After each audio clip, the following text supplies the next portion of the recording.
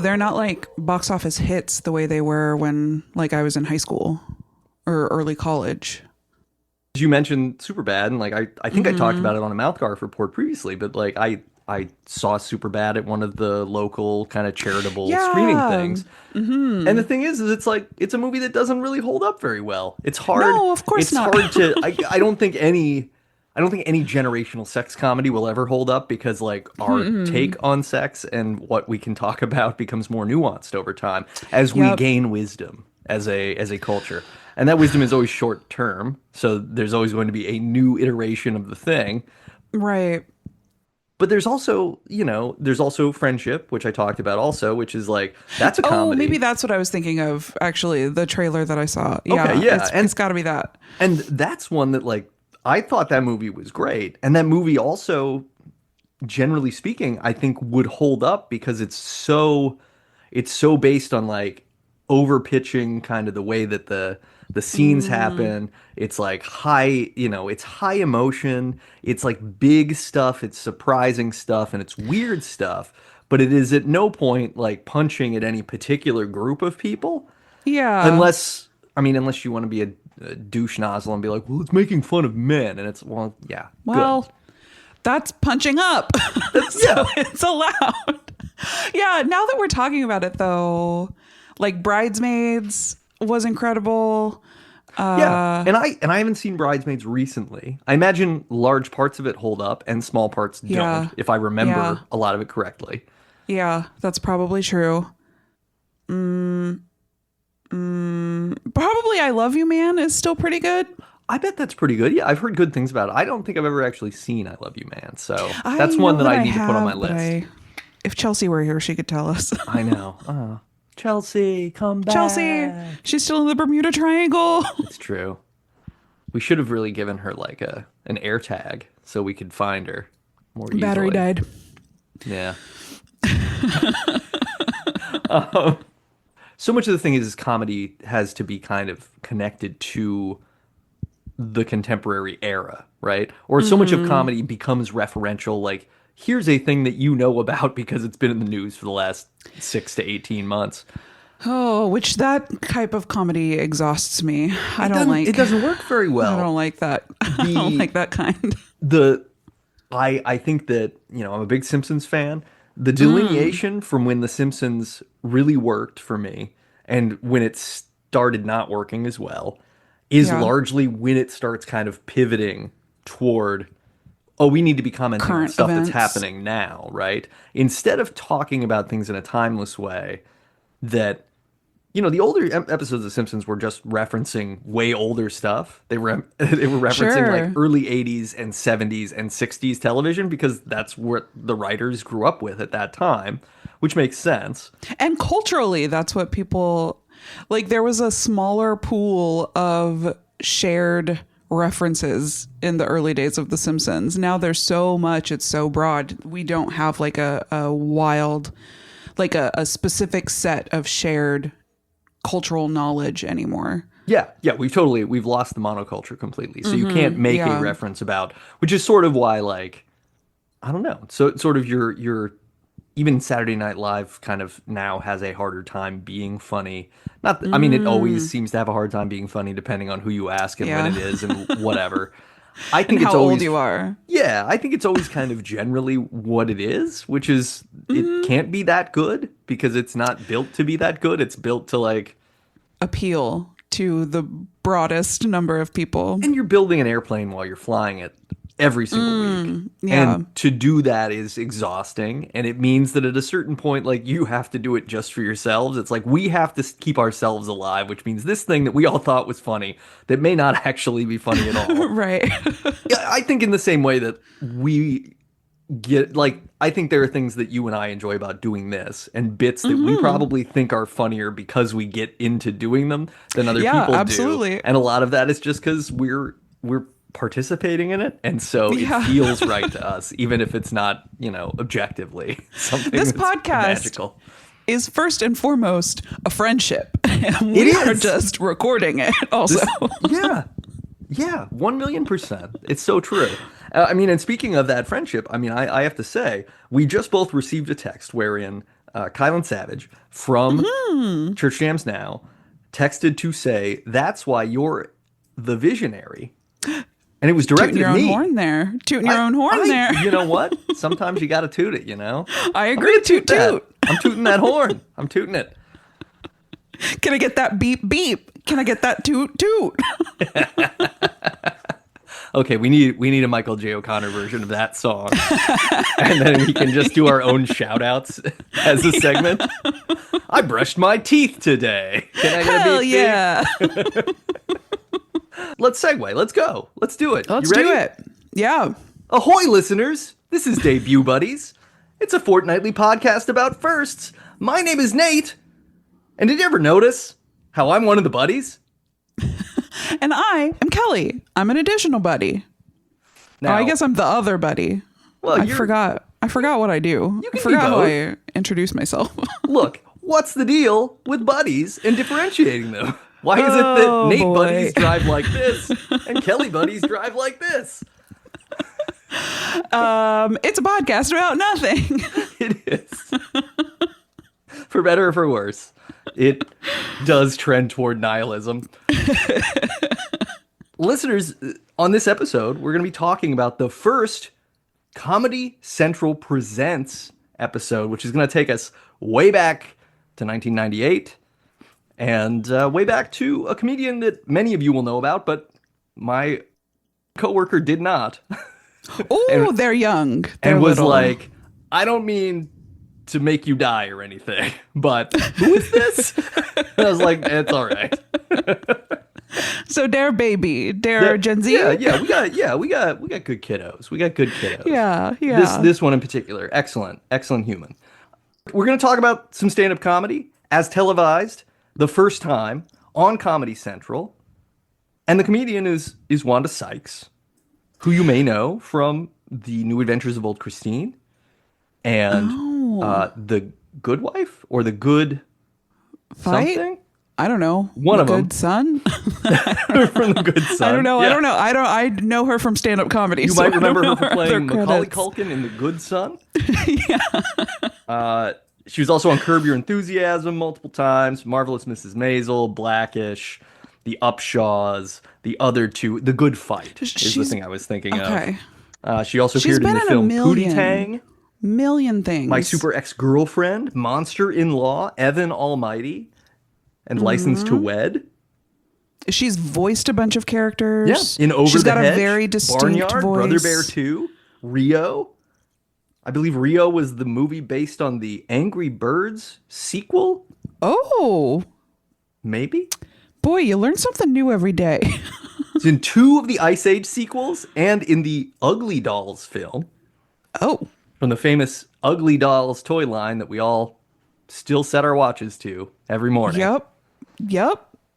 Every morning. Wow. Yeah. Well, the watches just don't wind like they used to. You're right. Capitalism. Am I right? Then there's doll heads Planned in there. obsolescence. But before we jump into that, I want to talk about comedy because this is Comedy Central. So Kelly, I think the most important question that we can ask to kick off any episode of Debut Buddies, much less this one, is, do you believe that comedy should be centralized or do you believe that it should be left to the states? That's a great question. I think that it should be left to the people. I think that comedy should be ungoverned, baby. I think that First Amendment. Very nice. Very nice. That's a good way to do it to avoid any kind of backlash. I'm a libertarian about comedy, baby. Now, here's the argument about centralizing comedy. Yeah. Comedy is in conversation with itself. And if there's no centralization, then the comedy inherently loses its own thread. Well, I'm not precluding centralization. I'm saying let it organize the way that it will. Like so many amoeba or Yes. other organizing things. Paper clips, But, file whatever. cabinets. Magnets. I don't know. Ooh, yeah, magnets. That's kind of fun because some comedy brings you together, and some comedy Drives pushes you you away. apart. Yep. Mm-hmm. I like this. I like this. Although now we're polarizing comedy even more. Well, comedy gonna polarize. You know what I mean? Wait, do you mean there's some comedy that some people just don't like and others that some people do? I hate to break it to you. I feel like Some comedy is deeply troubling. yeah.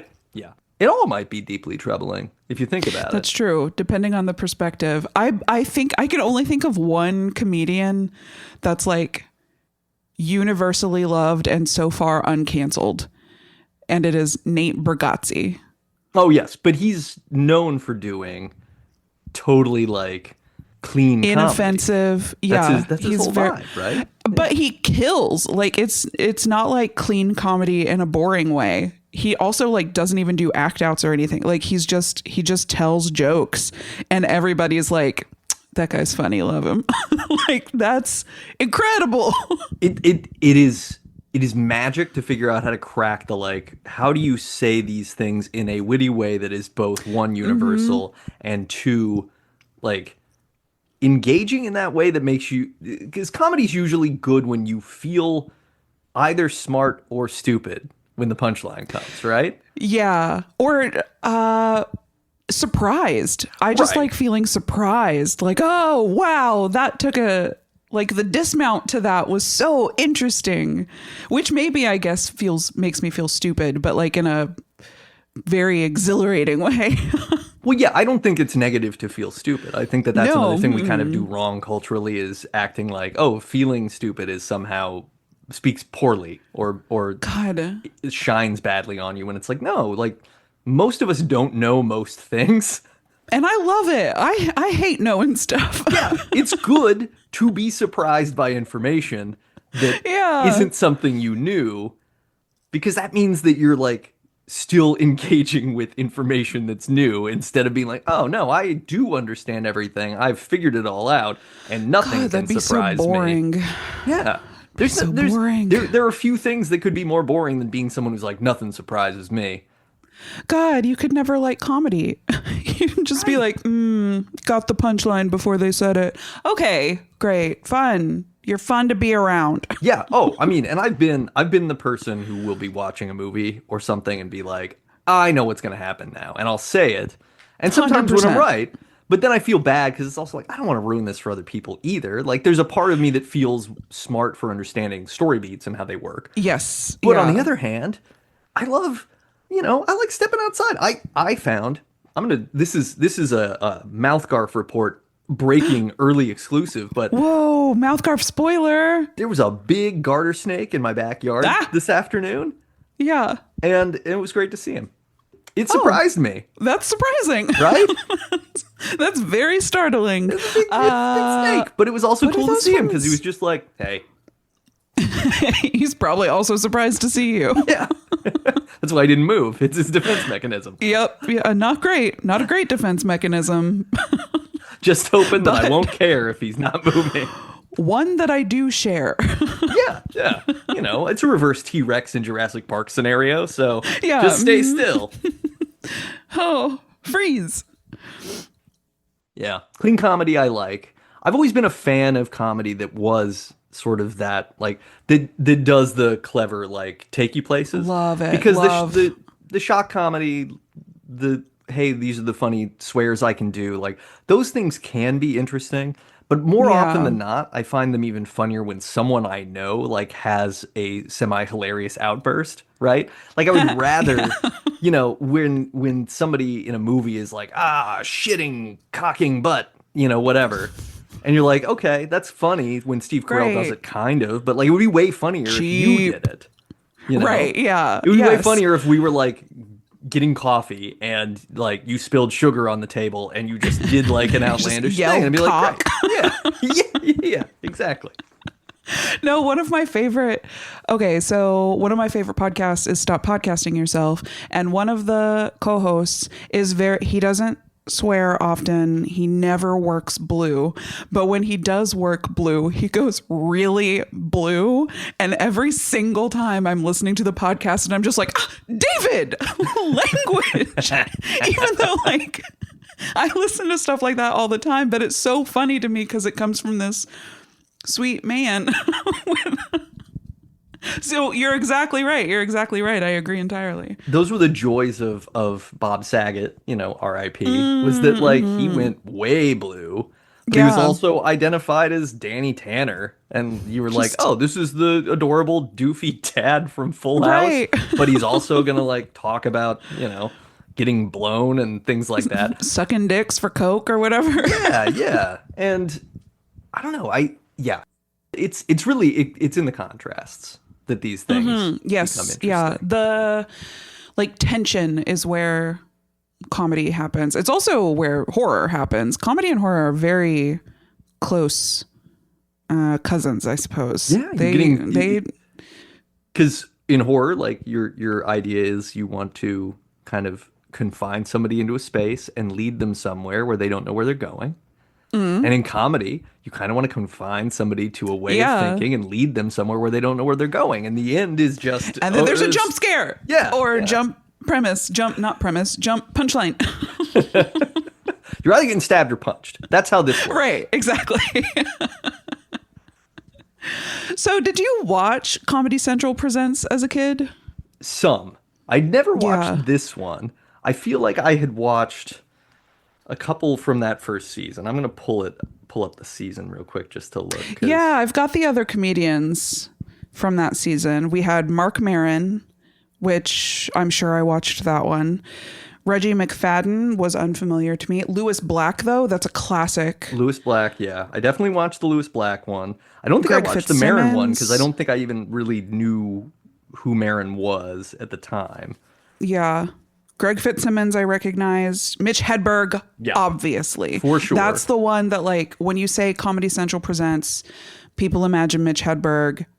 It's this half-hour special that people are imagining. Then there was Sue Murphy, who I think I remember watching, but I would need to actually watch it to confirm. And then Kevin Brennan, who I'm pretty sure is Neil Brennan's older brother, but I'm not positive. Now that would be something.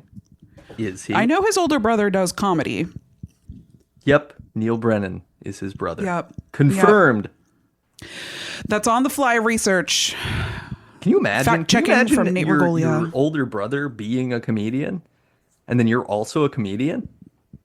Boy, I bet Thanksgiving is insufferable at their house. Well, this is what I wonder, right? I wonder if you're a family of comedians, do you just have the most like everything is on Front Street boring conversations together because it's Right, the only place yeah. you're allowed to?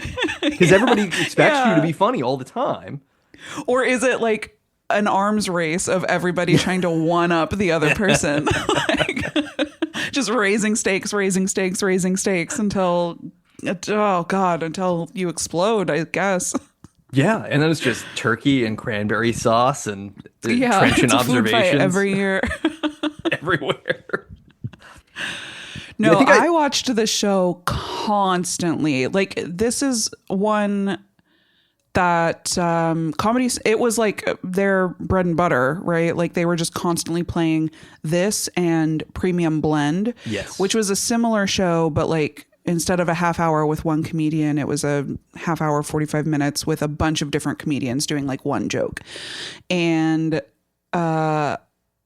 God, I loved this. For a long time, I wanted to be a stand-up comedian, and it is 100% because of Comedy Central Presents. Oh yeah, I never wanted to do that because I've always been like kind of stage frighty. Like I still Yeah, have.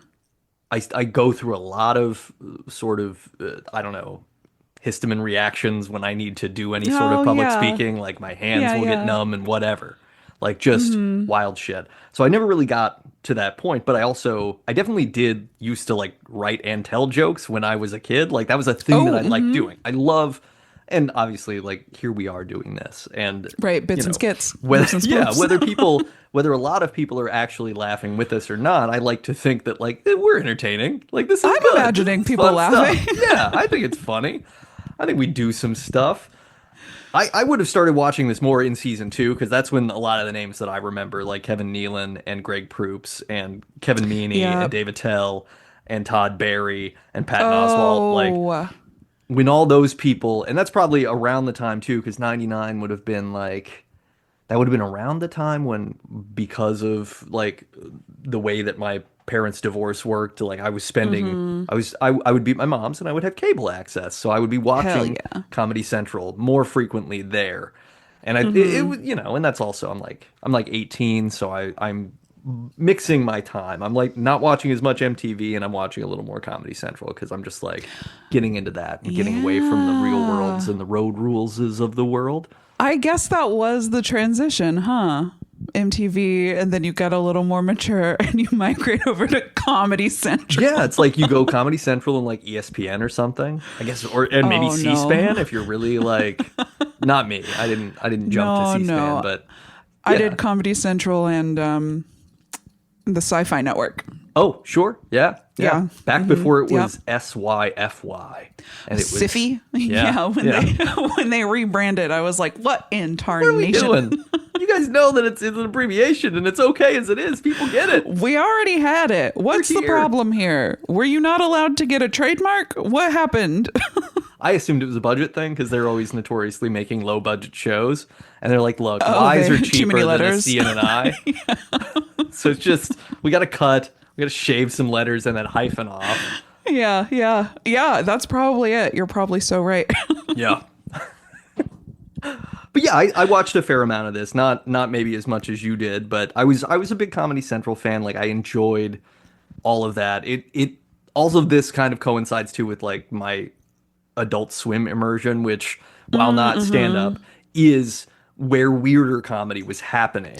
100%. Excessively. 100%. That was the weirder comedy. This stuff, Comedy Central is like daytime comedy. I don't necessarily want to say that it's family friendly, but it's for families. Sure. Adult Swim is you watch alone at night in the dark. Yes.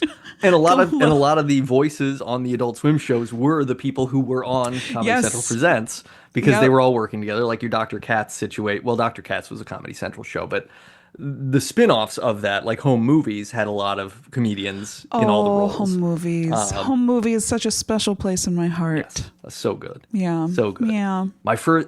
It's baby's first H. John Benjamin, really. Is like Coach McGurk, Yes. you know? Yeah, absolutely it is. I think Baby's first H. John Benjamin for me was probably Wet Hot American Summer, but that was the first also. animated H. John Benjamin. That's fair. I didn't see Wet Hot until fairly late. So Yeah, I didn't have a lot of supervision growing up, so I got to watch whatever. and I probably had too much. As you can tell by my haircut and collared short sleeve shirt. I'm ready to trade stocks. We're doing a Then podcast. I'm over here with piercings and purple hair. Just cover like your Yeah. entire face is tattoos. It's amazing. Yeah, you can really read it on both of us. So background on Comedy Central Presents. They started in December of 1998, and they ran until March 25th of 2011. Then it was rebranded as the half hour, and then it was called Comedy Central Stand Up Presents after that for a little bit. And now different iterations of this sort of still exist. Like people are still doing stand-up comedy. You can still watch it. It's just not Yeah. it's just not this particular show has seen its run. But yeah, this was the flagship like comedy program. This was like, hey, 100% reruns on all day. Like this is what God, I watched hours and hours and hours of this. I was surprised to see. Okay, how do I say this delicately? don't. Just say it as harshly as possible. Smash that. Smash the thought. So this episode, this first episode, Wanda Sykes Hall. Actually, a lot of things surprised me straight away. There's a lot going on in this episode. There's a lot going on in this episode. I will say it's got a 6.7 on IMDb. Sure. Yeah. I didn't look at any other episodes. I'm choosing to believe that that's pretty good. I was surprised that she was hyphenating her name. Yes. I went and looked up who she was married to because I don't remember that at all. Her hyphenating her name. She's always just been Wanda Sykes to me. But here's what I we'll tell you a little bit about her husband, her ex, in a minute. But here's what surprised me is she started stand-up comedy in 1987. So a full 11 years before this. And as I was watching this, I was guessing. I was trying to guess, like, because I still watch a fair amount of stand-up comedy. I'll go to the comedy club. Comedy Works in Denver. I was so spoiled to live near there. Like, that's one of the... There's just so much talent coming through there, both touring and native Denver comedians. Like, it's an incredible spot. It's so great. And I still occasionally get drawn for free tickets. Same. So do I. Yeah. I mean, you've been gone for a long time, but like, yeah, every so often I get that email. I had a run where I got that email, like, I don't know, 4 times in a year, where they just kept being Hell like, yeah. do you want to come in and have these also? And it's like, well, sure. Yeah. Why not? Great. Like, Great. I just got to buy drinks and food. I'm going to do that anyway. 100%. Yeah. I get Well, to you seal have my to. There's a phone 2-drink in an minimum. neoprene pocket. Like, whatever. Yeah, I always left my phone in the car because I'm going there alone. I don't need to coordinate with anybody. So I just leave it in the car. And every time they'd lecture me, they're like, okay, well, if you're lying to us and we find you recording it, we will kick you out. And I'm like, you can check my pockets. Yeah. Like, I'm not here to steal comedy. I brought a book to read before the show starts. Right. I'm a good kid. But anyway, my point is, I was watching Wanda Sykes Comedy Central Presents Season 1, Episode 1, and I was like, I would guess 4 years into stand-up. Yeah. I would guess 4 or 5. So when I saw 11, I was like, interesting. That is a curious fact to me. I think a lot of it's because it's weird. It's a little bit of a weird set. So this is back when the comedians got to design their set, which was another huge thing. So Comedy Central Presents was not just something that like latchkey kids were watching. This was like a huge get. Once this show started going, comedians were like, have you got the half hour yet? Have you got the half hour yet? And that really only stopped in the last 10 years, I think. Now it's the Netflix special, which has replaced it. Yeah. But a lot of those have to be an hour, and that's a lot. You have to have a lot of material. And my understanding is they are... Oh, I guess Comedy Central did this too. There's a lot of...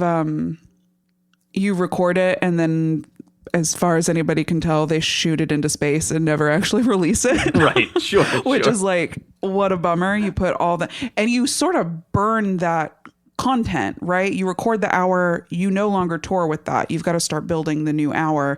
And so if it never gets released, it's like, well, what was all that effort for? So that's a huge bummer. But this was like, this show was such an achievement. And part of the fun was that they got to design their own sets for the first however many seasons. They eventually stopped that. But it's fun to see. It is a weird set, but it's very like...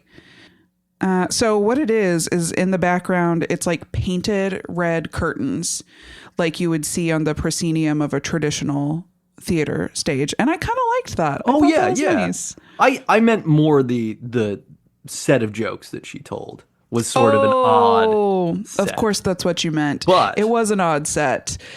But the actual stage is very like 1998. There's an odd blend of these kind of colors that have lost their place in time. It's all orange. It's like orange and red, which we never see anymore. It's orange and red, and then she's wearing like a black leather jacket, and like it's a very, it just screams 1998 in the way that only 1998 could scream 1993. If you understand what I'm saying. Yes. But the black leather jacket, I can think of a handful of other images from Comedy Central Presents sets where people are wearing a black leather jacket. Like, that's how you knew that they were edgy. You knew they were an edgy comedian because they were wearing a black leather jacket. Because they could go get on a motorcycle later. And at any time. Yeah.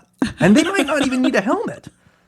Oh, I don't think they do. I don't think they will. I think they're bad boys. It's funny or girls in to this ride case. without a helmet. Yeah, I guess it is. That's official. She also she's got the kind of throwback 60s bouffant hair thing going on. Yep. Vaguely like some of the that thing Lauryn Hill video energy. Ah. You know what I mean? Mm-hmm. Yep. Yeah. Boy.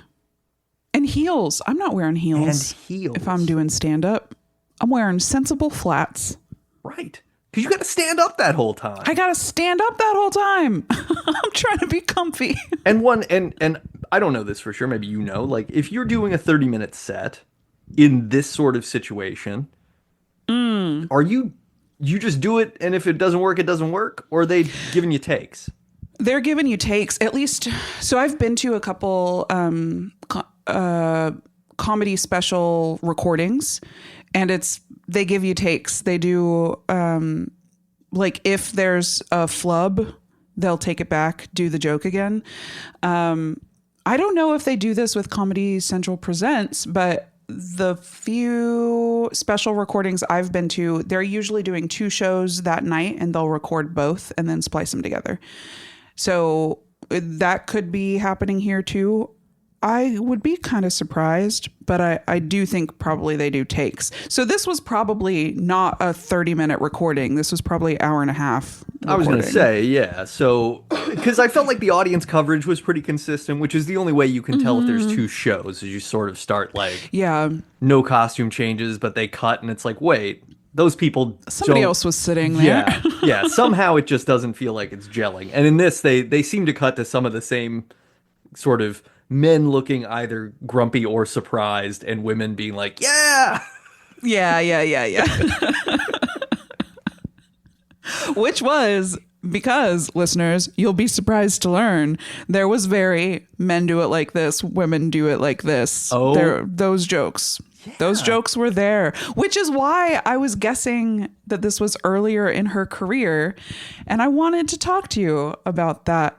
I found that a lot of these premises were what I would consider hack in the year of our Lord 2025. No, and really? I was like, is that because she's early in her career? No, 11 years in. Mm-hmm. Is that because this was early in Comedy Central Presents and I learned what hack means from Comedy Central Presents? So when this came out, it wasn't hack? I think a lot of it is because in 1998, this wasn't hack. I guess not. Did Wanda Sykes pioneer men do it like this, women do it like this? I mean, that's where I wonder if that's like, what was it? Night at the Improv or whatever.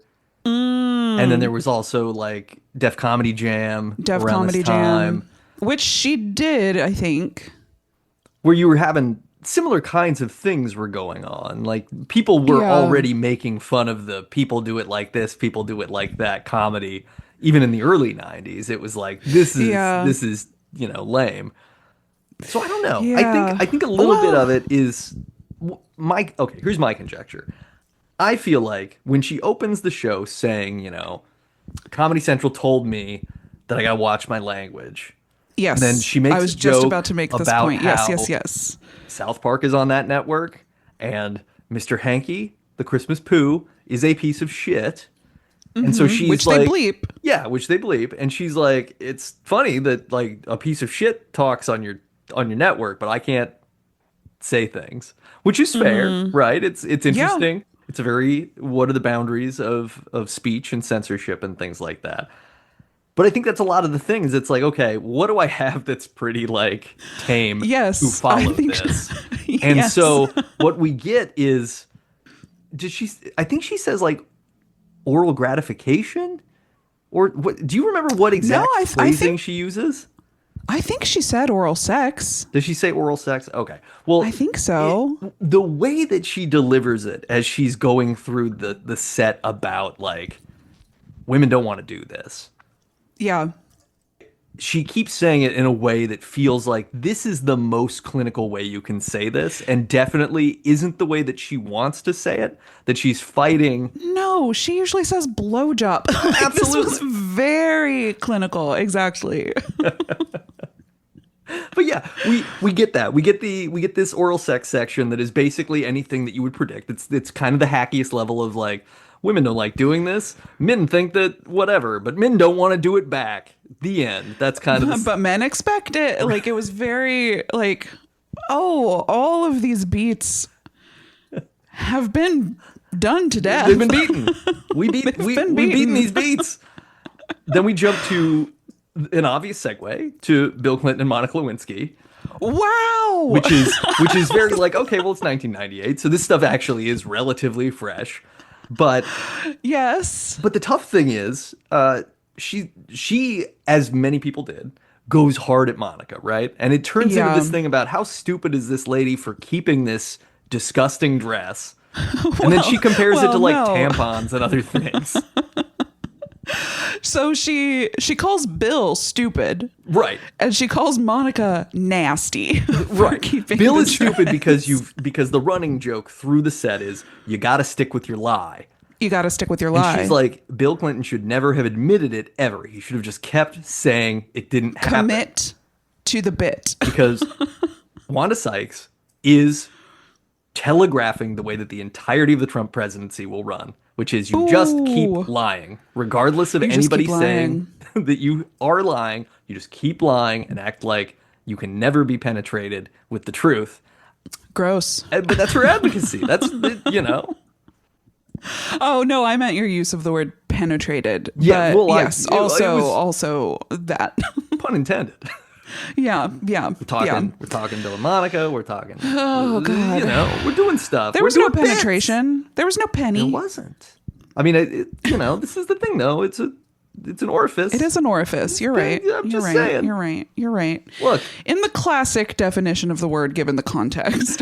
Yeah. We're not here to read the Star Report. That's another episode, which we will read.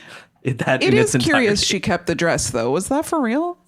Yeah, I think that was yeah, I mean, that definitely happened because she had it. But I also think it was like, she was a fucking intern. She has a nice dress. Like, I don't know. But she didn't wash it? Well, I mean, that's... I'm not trying to come for Monica Lewinsky. No, I agree. Unlike some presidents I could name. I'm asking details. I think what I recall is that the dress was going to be dry cleaned, but then Linda Tripp, who she was friends with, was like, only. You got to keep that. And then so she kept it because she trusted her friend who was extorting her by recording phone calls. So this is a case of like, but the point is that like, you know, Wanda's set is going at Monica Lewinsky in the same way that lots of people did at the time, which is being like, this woman knows what she's doing and she's bad. Yeah. And the truth seems to be, to my read, you know, 30 something years later, is like, right, with the benefit of time. Is that like, we're talking about a 20-something-year-old person who literally does not know what they're doing at all. And a sequence of poor decisions that were not informed by like, I'm going to get this guy or I'm going to make this thing happen. It was like, no, we're just, I don't know, in the same way that like I knew plenty of people who like threw their clothes on the floor and they didn't get washed for a long time because they just weren't that thoughtful about laundry. It was not a conspiracy, nor was it. I guess that's true. Nor was that's it like true of me something today. I would call him nasty for, like in the sense that it's being applied. It would be more like, well, I mean, it's a little gross. Like I would wash my clothes, but I'm not going to dismiss someone entirely for being that age and doing it. It would be very different if I was my age and I was surrounded by piles of dirty clothing that were covered with semen. Like, that would be an issue. Clothes. Yeah. Yeah, Although, those get priority clean for me. Join the Patreon, debutbuddies.com/ or patreon.com/debutbuddies for cum clothes. Cum clothes, yeah. Well, no, it's COME clothes. Right. And it's just like, you know, it's you want to come here. And then it's also sticky. Yeah. I will say that I've seen much meaner comedy about Monica Lewinsky. Oh, yeah. This was edging toward almost absurdist. She doesn't get there, but it is like the premise is funny. Yeah. This one. Yeah, just she's focusing on this one detail that is sort of reasonable to pick apart without picking the person apart. It's like, what are you doing with this thing, right? And like the idea of a judge throwing a case out just because he's like, yuck, like that's funny to me. Without it being mean specifically to Monica Lewinsky. This is true. This is true. This also gives her a segue into the next part of the set, which is to invoke O.J. Simpson as someone who of course continued to tell his lie. Then she segues into another thing that was very 1998, which is discussing the sort of functional difference between the term African American and the term black, which I think was the best part of the set because it was like, no, this actually makes a lot of sense. And I think that I feel more able to understand it now that I'm older and I'm a little more acquainted with some of the whole of the conversation about race and going like, yeah, because African Americans now no longer the primary term again. Exactly. Yeah. I was like, oh man, it's not been that long, I guess, since our last shift in language. But I was like, you can imagine the same joke, just the other direction, starting 10 years ago? Yeah. Like, I think that we saw the big shift away from African American back to using the term black, capital B, in 16? Yeah, maybe 15 or 14. Like, yeah, but within the last 10 to 12 years, absolutely. Like, I feel like that's been coming back. I mean, because you had a show that she was on, Blackish, which is direct conversation with that. And that show was on for like 9 years or something. Oh, I didn't realize that. Wow. That's excellent. I think so. But yeah, so having this conversation about that, it's good because it's also cutting. It's like, hey, look. It actually isn't really any functionally better to be African American than it is to be black. Yeah, yeah. Then she says some stuff about like weird how no Africans came to rescue us. Yeah, which hits a little different. I wrote down, is this problematic? Like I don't know that we know. It's the kind of thing that like it's a joke that I think works for 1998 white people because it seems like, well, yeah, duh, that's funny because it's true. Like nobody did. But at the same time, it's like, yes, but the structures of power with European colonies precluded that as ever being a possibility. You can't. Like there weren't, it wasn't like there were a bunch of people who were like, man, we could go like the Wakanda of the Marvel universe as sort of displayed in Black Panther, where, you know, the essence of the Black Panther film is why, you know, shouldn't Wakandans be responsible to help black people in other parts of the world with their great wealth and technology and their ability to do all these amazing things? And so, you know, that movie is the titular Black Panther realizing like, hey, maybe I need to not be isolationist and help. Yeah. But I don't think this joke is in conversation with the Black Panther comic book series or that notion. No, really ignores a lot of realities, I suppose. But I mean, comedy kind of has to sometimes too. Oh, that's 100%. How things can be funny, is by simplifying them and oversimplifying them. Often is the joke. Yes. Mm-hmm. Which I think is maybe the like second level of this joke. Like she's got the mass appeal part of the joke, and that's like what people are laughing at for the most part. But then, when you think about it a little more deeply, it's like, oh, that's an absurd premise. That's absurd. It couldn't have happened. Yeah. And you hope that some of the people watching in the audience and on television in 98 were doing that. And I hope they did. I hope they did. I didn't do it until you explained it to me just now. Then she talks about Tiger Woods. And Tiger Woods used to be black, but now he's biracial. Which was which was an interesting place to go. I don't want to go much further into it than that. I do have a question. Was this before or after Tiger Woods was canceled? Because she makes a joke about it. It's way before. It's way before. I was like, that's not even what he got canceled 10 for. to 12 years before. Yeah. Well, because the cancellation she implies is that he believed he was sleeping with an of-age woman who turned out to be 13. Right. And I was like, no, wasn't he just cheating? Yeah, just cheating with like With a fully every grown diner woman? waitress that he could find, despite being Yeah, but married they to were a all Swedish supermodel. They were all grown. Yeah, yeah, as far as I they know. were, to my knowledge, all adults, legal adult human beings. Yeah, so I was like, this is like weirdly, like, what happened here? It's like she almost glimpsed the future. Yeah. Well, and that like button on that joke is pretty funny. I mean, I agree. The I thought she was 13 really was like, ooh. And you could hear the Ooh. audience in there being like, ooh. Like everybody recoiled at that notion because it's like, ooh, geez, like you got to at least say 16 Gross. or something. You got to get closer to Yeah, 18. 13? 13 is way young. Woof. But then she brings OJ back. And Who's committing to the bit. Yeah, because in this theoretical situation, like I guess they're on a chain gang together, which is also, I mean, that's its own thing. Oh my Or they're God, in the that's what the prison act yard. out was? It was I thought something. that they were just playing golf together. Oh no, you're right. They were playing golf together. They had to play at a public course. That was what. Yes, that was what a was public said. course. That's what it was. Yes. But yeah, so then it was like Tiger asks OJ what he did, and OJ's like, I didn't do anything. Yeah. It was like, okay, Commit. You gotta commit to your lie. So then I think we have a commercial break. And we come back and we do our men do this, women do this set about the guy in the bar that buys you a drink and then won't leave you alone. And so the whole time I was watching this episode, I was like, I know that I saw this, but none of these jokes are sounding familiar until she went, drink man. And then I was like, aha, we found the one that I recall. There it is. There it is. Yeah, and it's just that. It's like this guy buys you a drink. She waxes poetic about how it used to be that a guy would buy you a drink and he would just like Leave you alone. you just get like a little knowing glance and then he would never bother you. But now, drink man will just keep popping over and trying to talk to you and trying to do X, Y, and Z.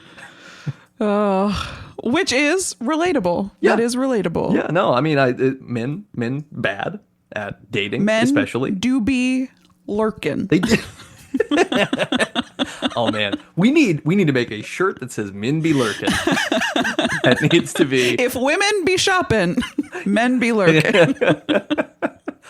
That's classic logic as taught in ancient Greece. If women be shopping, men be lurking. So we get that set, and then we get a set about parents who have kids and saying like, "Hey, kids are a lot of work, but it's worth it." And the joke here is that Wanda proposes that no parent can ever say the "but it's worth it" part while looking you in the eye. They have to turn away because they don't believe it themselves. So they will say, "My kids are terrible. It's so much work. I'm exhausted all the time." And then they will immediately turn away and say, "But it's worth it." But it's worth it. Which felt so like perpendicular to the rest of the set, to the rest of the jokes she had been telling, that I felt like it was a late sub. Like I gotta put some clean something in here. I guess I got this thing about parents and kids. Right. Like something got cut and that had to be shoved in, or really she was did not have any more clean comedy. Like this was the end of the list of clean stuff. It must have been, because I mean this is wedged between Drink Man and men wanting threesomes. Men wanting threesomes. We have this weird thing where it's like, well, you know, parents, they're always lying to you about liking having kids. Which does work because of the callback that surprises us as her closer. Like putting in the separation there, I see the logic from a flow standpoint, but it does feel like something else should have been in there. It feels like something else should have been in there. I mean, but in fairness, this is the first one, and this is like I think this is a high pressure situation. You're going to be on Comedy Central on the first episode of this thing. You are a featured comedian getting 30 minutes, and not just that. Like 1998, we're opening with a black woman. Yeah, that's cool. Yeah, it's really That's cool. cool. And so, yeah, that's double pressure. So the last joke is men fantasizing about threesomes, and we get a classic will never not hit joke of like, you can't satisfy one woman, why do you want to piss off another Right. one? Right. See, that's what I'm saying. Yeah. Like, this is hack in 2025. I guess not in 1998. I feel like that's one of those like tale as old as time sort of jokes though, where it's like, yeah, Right. It's almost a street joke at this point. yeah, Like, it's, yeah. You want 2 ice cream cones? You can't even finish this one. Right. Yeah. Like, it's very, yeah. I was just very surprised watching it. Yeah. And not in the delightful way I was talking about earlier. I was just surprised from beginning to end, not just at the end. No, it was very interesting how in conversation with the year it is, this episode is. Like, it does not feel timeless. No. To your point. And how it just kind of feels like, here jokes. And it's not jokes. her fault. It's just this sort of weird, like, it's kind of like a best hits album, like a greatest hits album of a band where it's one of those weird, like, 20th century classics ones where we're only going to put 8 songs on this. So even though Fleetwood Mac has like 50 songs that you like, we're picking 8. Yes. And some of them aren't even going to be the ones that you want. Some of them are going to be a couple that are like, oh, I mean, I guess that's one of their hits. Couldn't clear the rights. Right. Couldn't clear the rights for the big ones. And this has that feeling of like, I've seen Wanda Sykes be edgier on sitcoms in the last 15 to 20 years on like network television. And this thing things on are cable so is different. so like squishy and non-committal. So curious. Yeah, I tried to find commentary from her about what went into developing this set, and I'm sure at this point she's talked about it on podcasts, but I couldn't find anything written because I wanted to know more. How did you choose these jokes? Yeah. Well, and I think it's interesting too because we gotta talk about her personal life a little bit, but the context of like the oral sex jokes and the threesomes jokes and the having kids jokes are all, when this releases, she's a heterosexual woman who is married to a man, and as of forever, but as of like 2008 when she comes out. And she divorces her husband before the end of the calendar year. This episode comes out December 1st. They are no longer married by the end of 1998. That makes that joke where people applaud her marriage and she goes, "Oh, you're applauding my marriage? I'm so happy." That makes that hit a little different. And some of that is I read this stuff before I watched it, so I was getting that extra context and going like, oh, interesting. It's interesting that you've got a set about like women don't like to give blowjobs when it's, I mean, one, like that's a 1998 hack set, but that's also a very like, yeah, maybe you don't, especially like even more than other people might not like it. Because some people might like it. Some women do like it. Well, that's what I was going to say. It's like, I think some people like giving, but we're not yucking anybody's yum.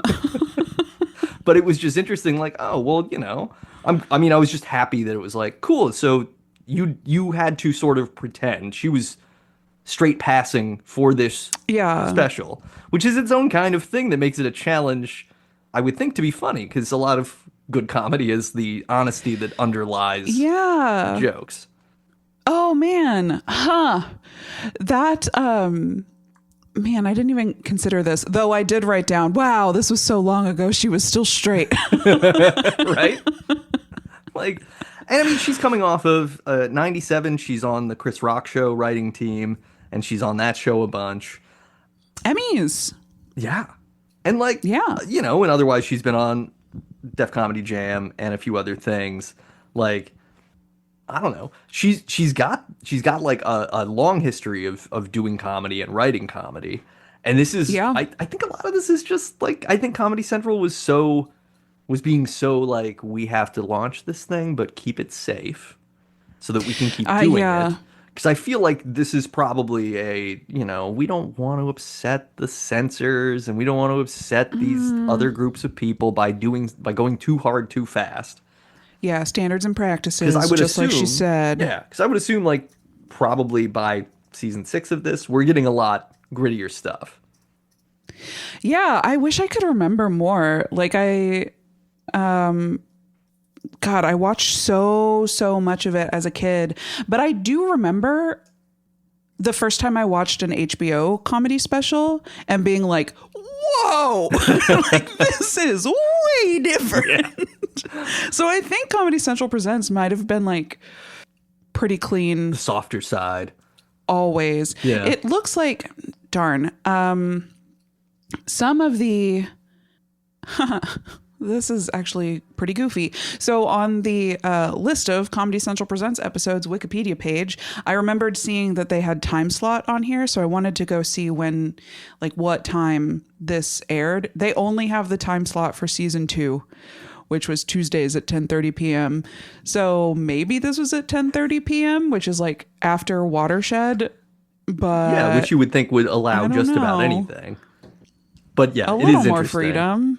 I mean, it's also interesting that like somebody found the information for Tuesdays at 10:30 p.m. and nobody followed through on the rest. It all says TBA in this table. Yeah. Like you would think just We can't find one TV guide. yeah, like there must be a thrift store near you. I will go to the TV thrift guides. shop tomorrow. Yeah. We can dig this thing up. I mean, TVGuide.com Let me get might up be in on the eBay. Wayback Machine. Like, couldn't you potentially look at that? Yes. Is that a thing? I mean, I guess they would have to have recorded this specific days when it was on, but they probably did at least once. So.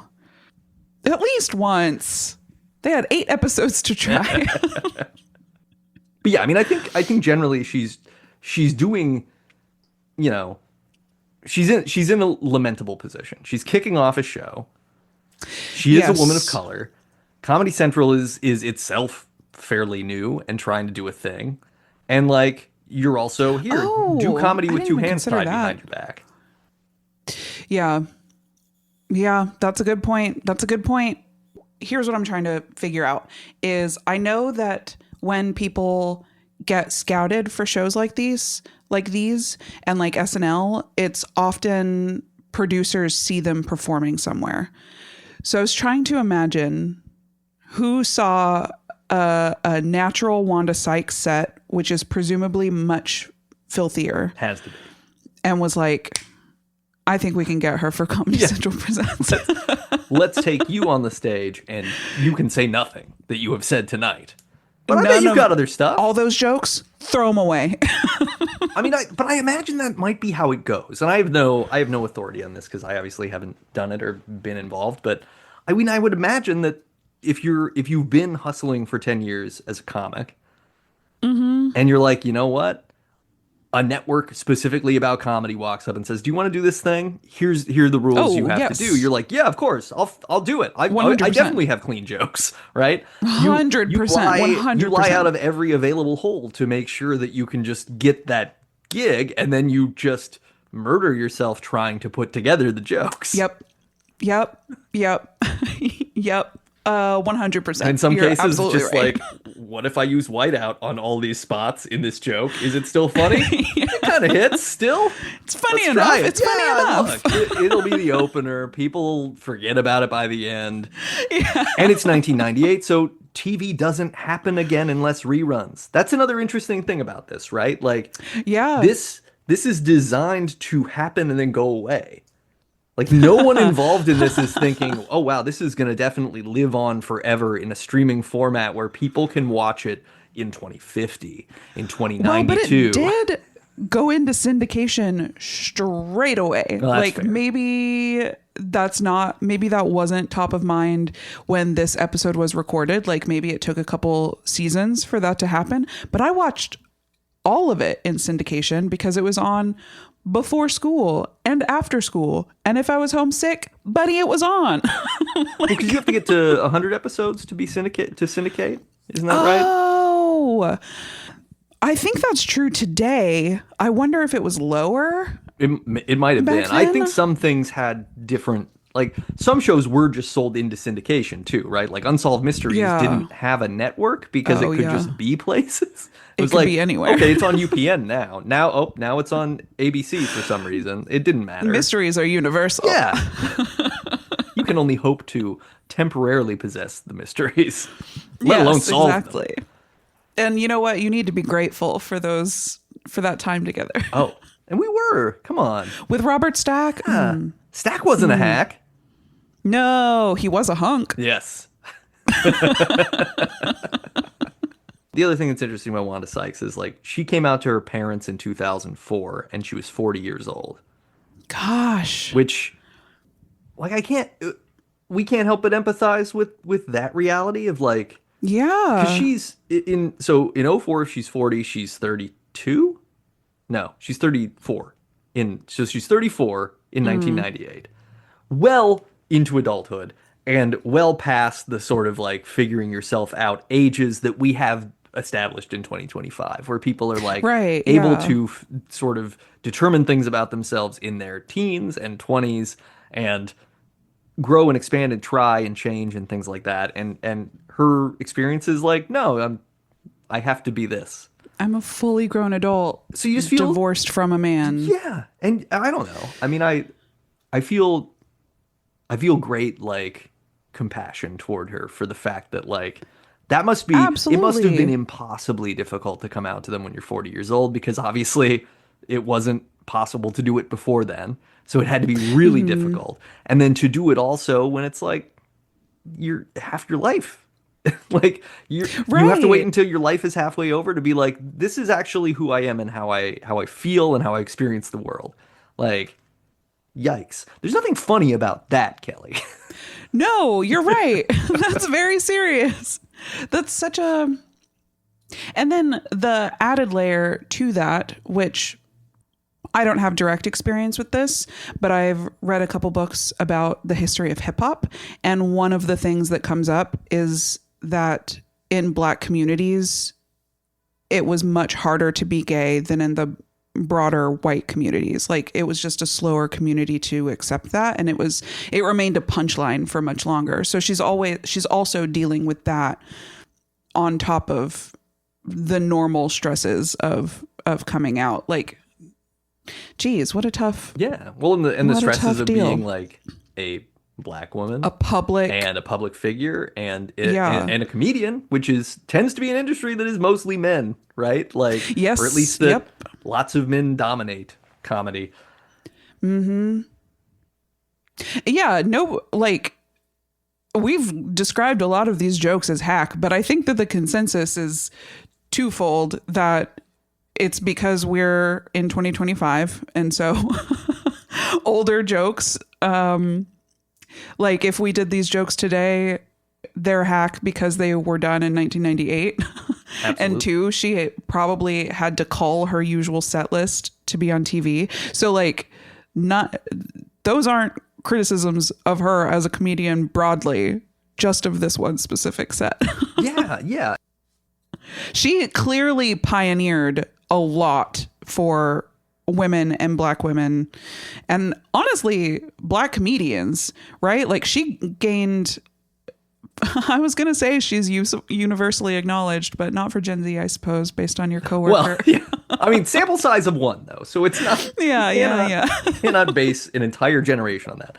But for decades, everybody knew who Wanda Sykes was. Yeah, well, and not you a know, lot of comedians can say that. Yeah, because like, I don't know, because the fact that Wanda Sykes was in so many shows, and granted, in a lot of cases, she was kind of relegated to the Black friend role or whatever, Black sidekick, but a constant presence, and a defined personality where anybody who does know who Wanda Sykes is has, I think, an immediate sort of understanding of the kind of way that she might react to something, that she's going to have that hard, you know, no bullshit annoyance, but also with kind of the vocal pitchiness of somebody who's like getting hot and bothered about it. You know what I mean? Strident. Yeah. Yes. Like it's just she's fully defined herself and Yeah. as a public figure and as a comedian character.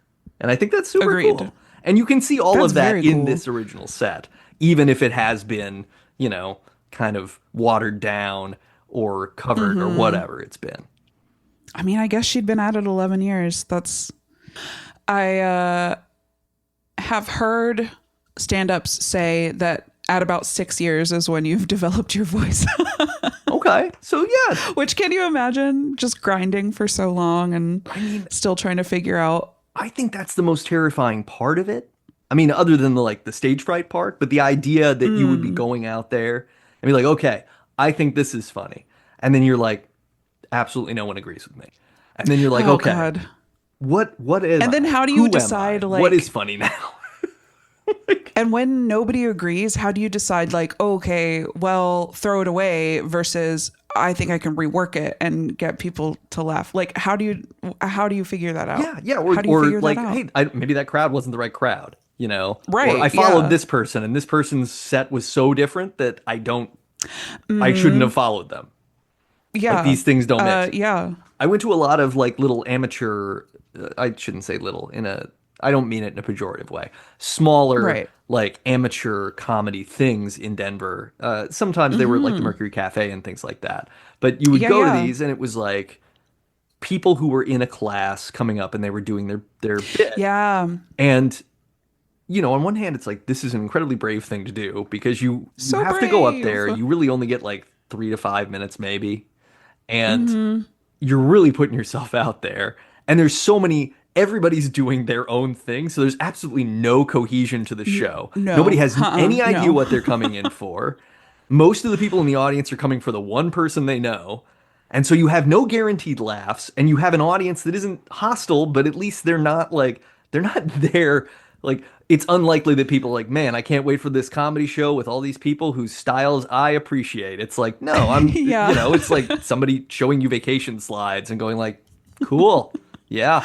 Wow. That's fun. Okay. Whoa. Yeah, you really wore the trunks. It's good. That's Nice. that's a great point. Like, especially in a setting like that where people are there for one person, they're not a comedy audience at that point. Right. Like, They're basically they're- an open mic audience or any of the other things, right? Where it's just like, okay, Yeah. cool. This person literally wants to leave the moment that their friend is done, but they the format of the yeah, show they've been doesn't checked allow out. it. You have to stay. You're held hostage. Yeah. Or even like, I would go to this show is still going, the Boulder Comedy Show in Boulder, Colorado. It's a great showcase, weekly showcase. Anybody in that area, you should check it out. I've been to that one where, so part of why you should go is because sometimes there will be drop-ins from the professional touring comedians headlining comedy works. They can't advertise those, but sometimes we'll get a drop-in, and sometimes there are so many drop-ins that the show runs so long that I no longer find anything funny. So like Yeah. That's another it's thing, like, right? Like you get Rory Scovel is up on stage, who is a hilarious comedian, kills, and I'm like, boo, stop, show him the light, Yeah. run the light. I want to go to the bathroom and then go home. Yeah, Yeah. done. I'm sick of laughing. Well, I mean, and they say laughter is the best medicine, but it really starts to hurt after a while. In the cheeks, in the mouth, the face. The cheeks, throat. Throat gets raw from the chuckles. Yeah. It's, yeah. Plus, just my brain. I don't know. Yeah, more than 60 minutes. More than maybe 80. Maybe I can do 80. But I've been to like 2-hour shows, and I'm like, no, I'm done. I've been done. I'm done. Well, like a 2-hour show, you need multiple intermissions that need to be You like need 15 minutes intermissions. long. And they need to, Yeah. because the other thing with comedy is, again, like we were talking about up top, it works when it surprises you. And if you are just in a constant flow of language that is meant to be surprising, eventually you become numb It's to fatigue. it. You're no longer Yeah. surprised. You're just like, oh, it's like if you fell out of your raft in the river. Like, the Yeah. first rock surprises you, but if you survive that, you're kind of looking for rocks. And it's no longer Right, yeah. something where you're surprised. You're just more anxious because you're like, where's this going? Where's this going? I don't know. And I'm just thinking, how many more jokes? How many more jokes in the set? Yeah. How many more? That sounded like a closer. It's not the closer. Do you have any other thoughts about Comedy Central Presents? Not really, except that I might watch a couple more episodes. I might go back and watch some of the classics that I remember. The Mitch Hedberg, of course. Yeah. Oh, absolutely. And you put a pin in Mitch, okay? Put a pin in Mitch. Oh. Just saying. Okay. Okay. One of the things I Is discovered. that insensitive? Is that a heroin joke? No. Oh, geez, no. I'm so sorry. I love that man. It's my fault. I did it. You don't need to apologize. look, I'm the one who did it. It takes two. Now who's the edgy comic? It takes two to be edgy. One to be edgy and one to listen. No, I was gonna say, like, the thing I discovered was I paid for the one episode, and you can purchase them for $2 from the evil despots at Amazon, or turns out many of these are just on YouTube, and you can just watch them, because as I was preparing for this episode, I just was like, oh, hey, look, this entire episode is on YouTube, and I rewatched it so that I could experience it again. But it's $2, and hopefully that money goes into Wanda Sykes' pockets. Or at least the 1/10 of 1 cent that goes in, or something. Yeah, it'll be a know. little. I don't know the It'll just be a economics of baby these amount. things. She's gonna get a check next month from us specifically. Yeah. Listen to Dave Buddies. People watched it last month. What? That's weird. Why would anybody do that? I haven't gotten a check for this in 10 years. Yeah, it's literally almost been 40 years. Wait. Yeah. No, 30. 30. Yeah, it'll be 30 years and 4 more years. It hasn't been that long. It's been barely. Look, we're both young and vibrant. Yeah, we're baby. And it's time for the MouthGarf Report. MouthGarf! The MouthGarf Report. Open wide for some lasagna. I hate Monday. Yeah, I have bangs in my eyes. I need to trim them. They got a mind of their own. They do. But they're still trying to hide those eyebrows so no one can recognize you. Gotta hide them. Mm-hmm. Keep me secret. You could be anybody now. It's also, I've been joking with Matt about bi erasure and how maybe I'm invisible because I'm bi. Okay. Being erased. Yeah. I mean, I believe it. Should we start a GoFundMe? Probably for poor invisible Kelly. That's right. She needs to get a flag to wave at bartenders to get their attention, since it's a good idea. She can't. They should. Yeah, it would be nice even if you just had like maybe like an LED thing that came out of your backpack or out of your purse or something that just like raised There's up. A person. Yeah, it's like, hey, look at there's flashing lights over here. Oh, hey, did you notice me? I've been here for 25 minutes. Ooh, yeah, like the little like a Sims diamond or whatever. Like Metal Gear Solid when the guards see you. It makes that like bonk, and then there's like an exclamation mark above their heads for a few seconds while they're looking for you. You need something like that. That's what I need the bartender to do. Yeah. I need the bartender to be like, what? Well, I mean, you should probably stop wearing a cardboard box when you go to bars. Well, I know it's good for hiding, but you don't want to observed. I mean, you gotta watch out for Drink Man.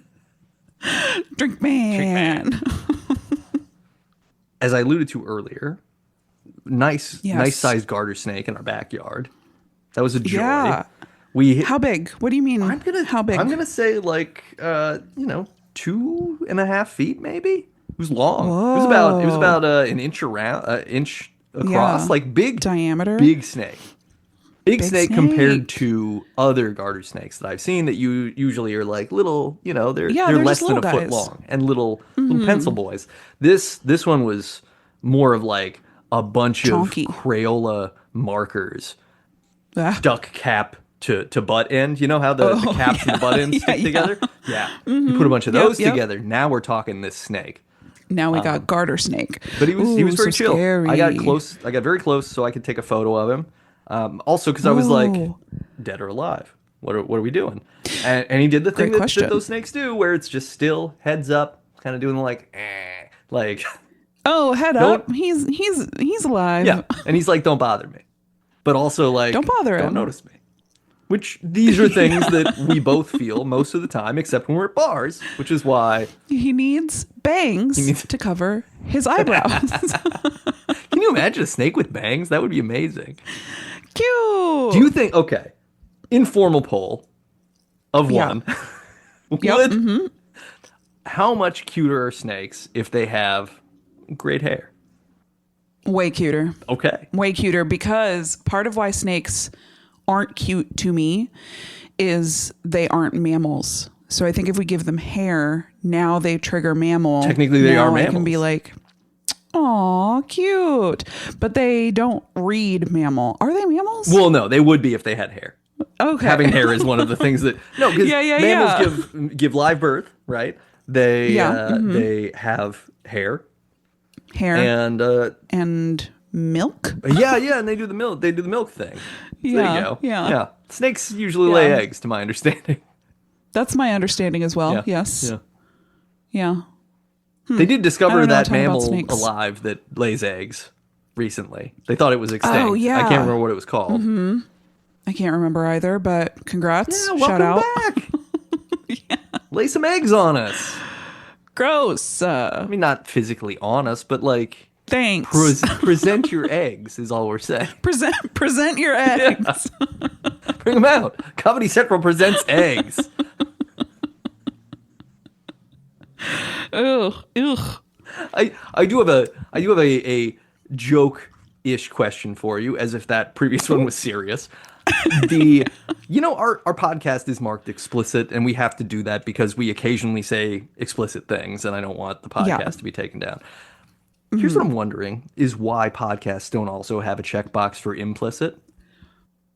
I'm trying to imagine what that would mean. An implicit podcast. Yeah, I mean, I think it's like the underlying like maybe stochastic information and the mimetic the vibes. Like podcast gives vibes, and that's all implicit. Oh yeah, big time. You're so right. It's implicating. Should we start tagging it on every episode? Tagged as implicit? Implicit, not explicit. Why no checkbox? Yeah. That's a hashtag that we Why no add to every checkbox? single episode.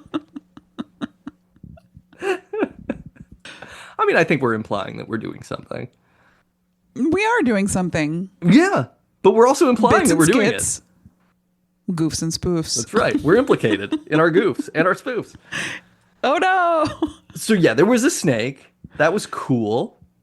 I met a snake. That was fun. We had a blue jay and a cardinal who were both in our backyard at the Ooh. same time. And they were kind of Primary doing a thing. Yeah, they were colors. doing like a hopping along the fence thing. They didn't start Aw. anything, but they were kind of hanging out. I thought that was fun. I love that. They're buddies. Yeah. Maybe they're debut buddies. Maybe it was the first time that they met. And they were like, whoa, a red bird? Yay. And the other one's like, a blue bird? What?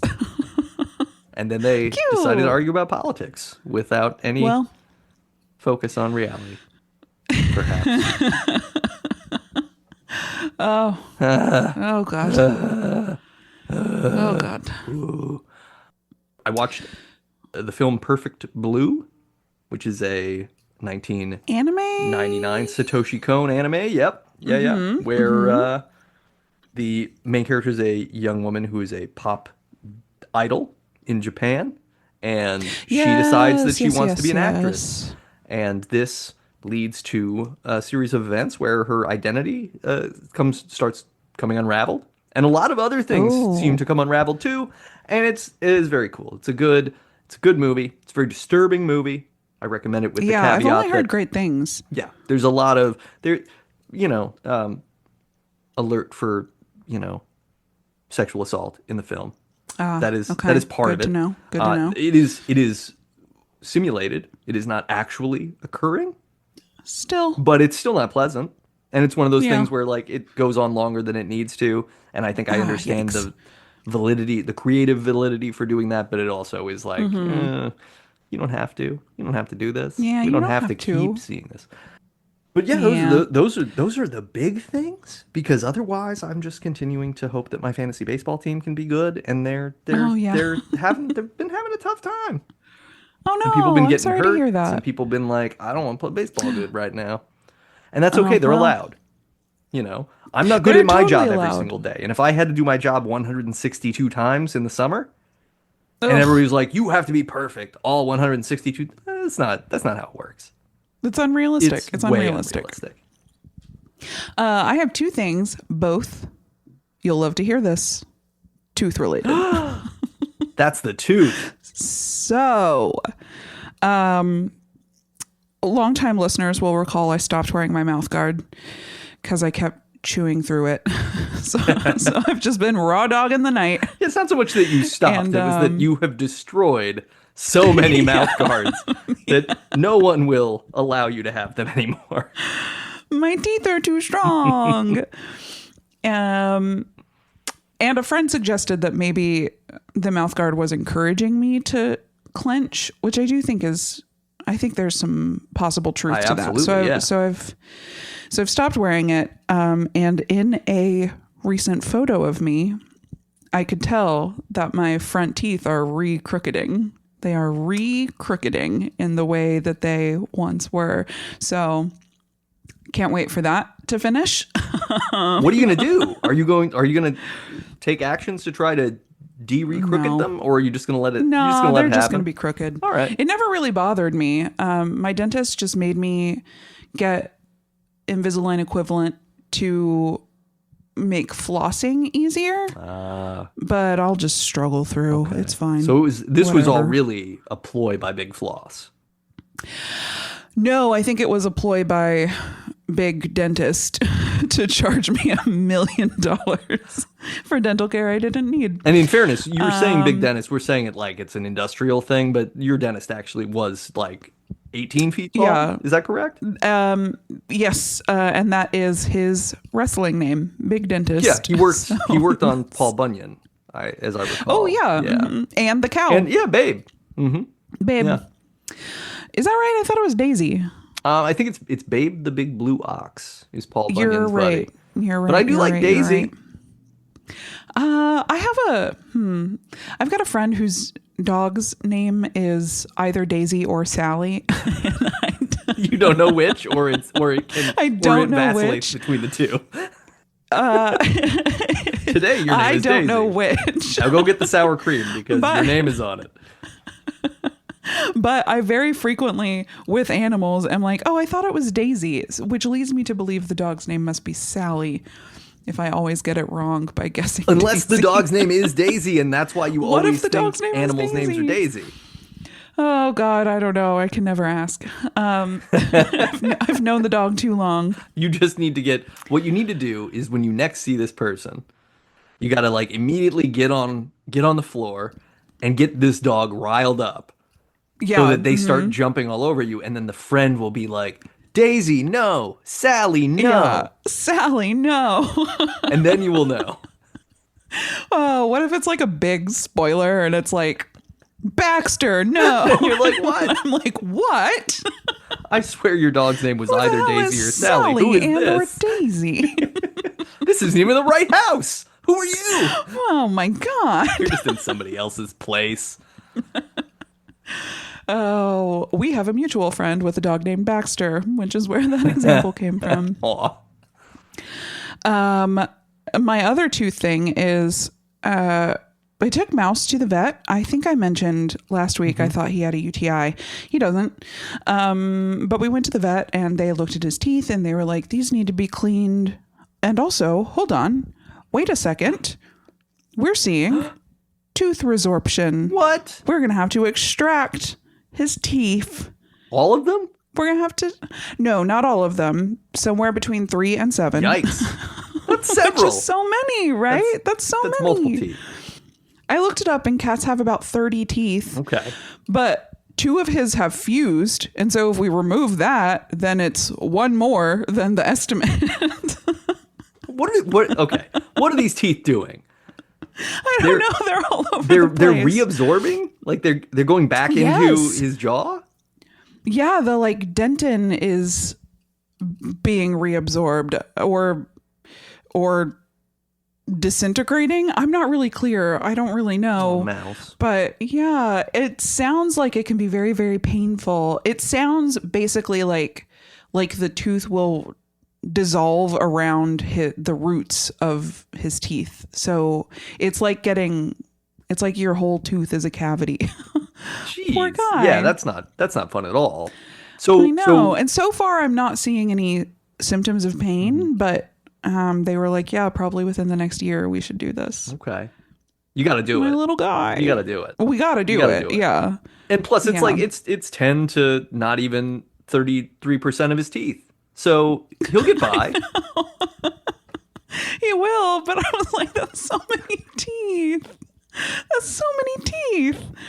Oh, I have not yet asked, but intend to ask if I can keep those teeth. Yeah, you have to. Yeah. because you also I'll like make do they jewelry or sell cat something. grills? Is that a thing? Can you get like Ooh. you get kitty veneers?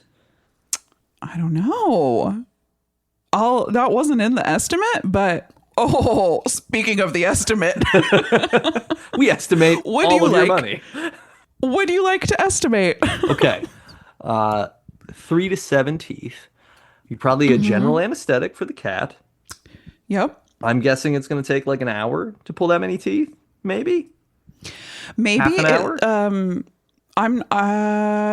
if it mentioned the exact time, I'm not sure, though it definitely is time boxed because that's why the range of teeth. It was like minimum 3. If there's time, we'll do more. If there's time.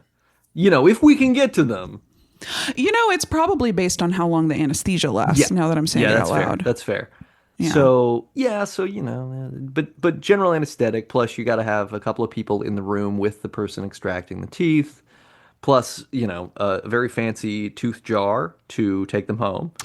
So Yeah. Well, no, I'll provide that. I'll provide the special tooth jar. okay. So that'll bring it down about, let's see, carry the 2. I don't know why I'm carrying that, but I'm gonna carry it. Yeah, good. Don't lose Yeah, it. we just want to make sure we bring this 2 with us. I'm gonna guess that they quoted you somewhere around $6,000. Wow. It's a little bit less than that, but yeah. Okay. All right. Yeah. Yeah. Yeah. Yeah.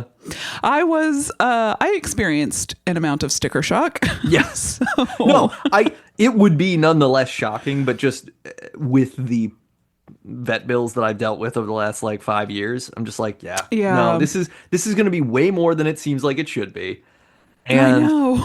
it's going to be, look, this is the whole thing of like why the pet insurance is now a thing, because we're just supposed to do that. But also, just, hey, not for nothing. I'm do this for Mouse, of course. Oh, But of course. 5 years ago, 10 years ago, I don't know that anybody's saying anything. They're like, whatever, you got a cat. Right. Like- He's just gonna. Cats are cats. Yeah, like the teeth will fall out and the cat will be fine. Now, So apparently they might could be not dangerous. fall out. Right. This could be dangerous. Yeah. He could just be like in tremendous pain. And we don't want that. And now I'm like watching him eat like a hawk. I'm like, are you in pain? I can't tell. Are you tilting your head because it hurts or because that's what you do and that's what you've always done? I can't tell. oh no, let's see. Now you're getting perfect blued because you don't know what's going on anymore. So yeah, look forward to that. This is all the more reason to start that GoFundMe for you, because Mouse needs that money. You're too. right. You're right. And honestly, You're I right. think you could set it up and you would probably be able to raise half the money, because people really do love animals unconditionally enough that they'll be like, yeah, here's $50. Whatever. Thanks. Honestly, I'll auction off the teeth, Sure. Oh, now we're talking. assuming I get to take them Right. home. I do Well, need to confirm yeah, that first. You don't want to start a Kickstarter before knowing you can send the Yeah, pledge the awards perk. out. Yeah. Oh man. Yeah. I've noticed the gap between my front 2 teeth appears to be getting looser with time. So that's something I'm gonna have to deal with. I don't think that they're moving that much. You do think you will? Oh. But I do think that it's a combination of just like time and perhaps a little bit of gum recession, but mostly just like there's always been a little space there, but now like the flossing is like it's an air gap thing, and I'm like doing the thing back and loose. forth. Yeah, yeah. But then this has always been a thing for me. Like I have too small of a mouth, so I had so many teeth that they were crowded, and they pulled a bunch of teeth, and now there's just a little too much space. Now they're just floating around in Yeah, there. now there's just a little bit enough gap that, don't eat most foods unless you want to have them stuck for a little while. Yeah. It's great. Great having them out. Yeah, I have a new gap that I didn't have before we straightened my teeth. So I'm crafting this one artisanally. Bespoke. Yes, it's a bespoke gap. And now I have to, as our co-host Chelsea once described, I now have to tie a knot and pull it through to floss that section. So yeah, having a mouth is a curse. It's not great. I mean, if you want to take care of it, it's great if you don't care, I suppose. That's true. Yeah. Until somebody Yeah. scoops you up one day and knocks you out and steals 7 of them. This is true. Oh, man. Yeah, what is he going to think? He's going to be like, what the fuck? Yeah, he's going to be pretty upset. Oh, he's not going to be happy. It's not going to feel good afterwards for a few days either. Right. What do you yeah, even he's do? gonna be... Like, how do you, like, you can't really, like, what do you do? Like, dry sockets with a cat? Like, I don't know how you deal with that. I guess cats don't, like, you get dry sockets from, like, sucking. I guess cats don't really do that. Yeah, cats definitely don't suck. So I guess he'll just be, I don't know, will I be feeding him, like, broth? Like, what? What can he eat? Will I be pureeing chicken breast? Like, I mean, look, if you're doing that, invite me over, because that sounds like a hell of a meal. Baby food for Mouse, who is baby. I mean, you might be doing that. It might be a little fancy feast vacation for a few days, and then you can get back to the regular hard food. Like, or will he be able to? Like, will we be soft food forever after this? I don't I guess know. it depends where they get pulled from. Did they pull up like Right. the picture and go like, here, it's these teeth, so he'll have No, like. it was. I mean, is he going to be like bedraggled old prospector who has one tooth that uses Right. to open a can, or are we talking like it's mostly going to be intact? There's just going to be like a gap.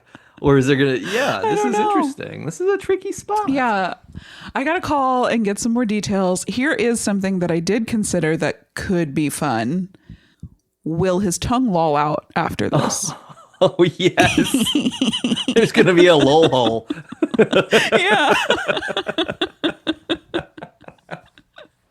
because that's something to look forward Yeah, to. yeah. Oh man. Because he has a very serious He's a demeanor right handsome now. cat. Yes. Yeah. And so he's going to become so dopey. Yeah, it's going to be like, what if George Clooney could not keep his tongue in his mouth? Aw. Oh, so we're going to find out. I gotta call them back and get some more details. Well, you're going to have to keep us posted on future Oh, of iterations. course. Because now it's Of course. the MouseGarf report. Yes. Yeah. It'll be a few months before we do the procedure. I got to rustle up that money first. Well, that was the MouthGarf report. We did it. We did it. And now we're going to do a game. Hooray. Hooray! It's time to play I See What You Did There.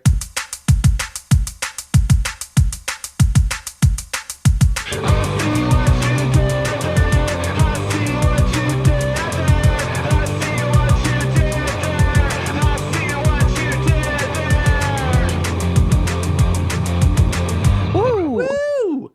And this is going to be all comedy connected. Hell yeah. And remember, we put a pin in Mitch earlier. Yep. Not a heroin pin, just a pin. Of course. Just a normal pin. Are you ready? You excited? Feeling Yeah. good? Yep. Okay. Number 1. This is a profane, compound insult for a bumbling or inept person that's comprised of synonyms for giggle and sex. Okay. And this is a well-known protest song by American hip-hop group NWA that appears on the 1989 album Straight Outta Compton. Chuckle fuck the police. You see what I did there? Yeah, chuckle fuck the police. Hell yeah. Yeah. All right. Good. This is a great start. We're doing it. Yeah. Yeah. I'm really glad the Yeah. chuckle fuck thing worked because I wanted to do that, and the only definitions I could find that was the Urban Dictionary definition of a bumbling person. And I Oh. was like, but that's so many different things that could be. I originally thought that it was dumb fuck. Yeah, Yeah. which could also work. Yeah. But I wanted it to be laugh related yeah. because we're talking comedy. Of course, you know? comedy. Yeah, so chuckle. Anyway, okay. Number two. This is an industrially named chain of comedy clubs in the United States. Think Old Spaghetti or Cheesecake. And this is a store where manufacturers sell their products directly to consumers, sometimes as overstock, closeouts, or at reduced prices. Will you read the second part again? Yeah, this is a store where manufacturers sell their products directly to consumers, sometimes as overstock, closeouts, or at reduced prices. You often find this type of store in a resort town, and they are usually destination shopping experiences. Is it Laugh Factory Warehouse? You're very close. No. Yeah. I was thinking of like, It's the second part that I have wrong. yeah. Yeah. Laugh Factory is correct. Yeah. I'm looking for factory something else that is a place where you might buy reduced priced clothing, or maybe it's like, hey, these sweaters have a little red dot on them. Factory Seconds. Factory. Opposite of in. I mean, I know that the word is out, but I'm trying to get I'm trying to get the rest of the way there.